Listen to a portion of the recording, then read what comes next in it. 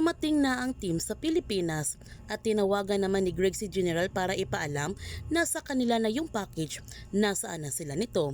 Sinabihan ni General si Greg sa kanila muna si Timor, huwag nila ito dadalhin sa kanya hanggat hindi niya sinasabi. Nakikialam na ang Pangulo. Nagtanong naman si Greg kung bakit.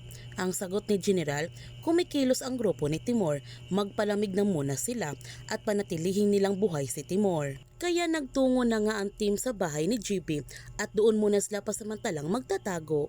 Tinipon ni Greg ang kanyang team at sinabihan niya ito na maraming nangyari sa Cerdova. Nagtanong naman si Gab sa kanila ni GB at Andres kung ano bang nangyari sa kanilang mga lakad. Ang sabi ni GB, gusto lamang niya linawin sa grupo.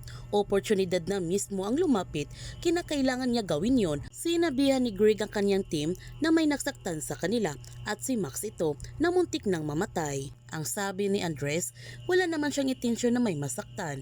Ang sabi ni Greg, wala namang may gustong mangyari yon. Kaya lang, yan ang kinalabasan.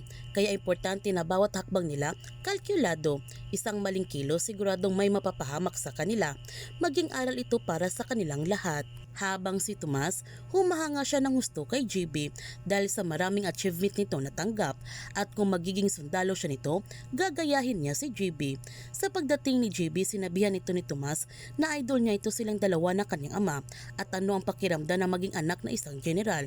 Ngunit ayaw magkwento ni GB at pinagalitan lamang niya si Tomas. Gayon pa man, naalala ni Gab kung bakit natanggal siya sa serbisyo nang dahil lamang sa kanyang ama, natutol ito na maging sundalo siya. Kaya sinisiraan siya nito upang mawala siya sa military at nagagalit nito ng gusto si Gab sa ginawa na kanyang ama. Kaya umalis na lamang siya sa puder ng kanyang ama hanggang kinuha siya ni Greg para sa kanilang mga transaksyon. Binigyan ni Andres ng pagkain si Timor upang manatili itong buhay sa kanilang puder. Ngunit sa hindi inasahan, nakita niya sa likod ni Timor ang tattoo na espada na katulad sa binanggit ni Vincent. Kaya uminit ang ulo ni Andres at binugbog niya ng husto si Timor dahil konektado ito sa pagwawala ng kanyang kapatid. Agad naman pumasok sina GB at Greg sa kwarto para awatin si Andres at inalayo nila ito mula kay Timor, baka mapatay ito ni Andres. Dito na nga sinabi ni Andres sa kanyang mga kasamahan na kaya siya sumali sa kanilang grupo para hanapin ang kanyang kapatid at yun ang ginagawa niya sa Cerdova.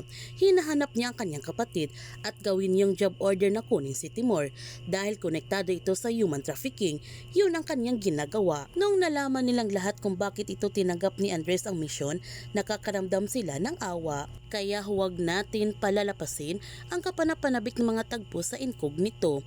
Kung bago ka pa channel ko, don't forget to like, subscribe, and click notification bell para palagi kang updated sa mga videos in-upload ko. Thank you for watching and God bless to everyone.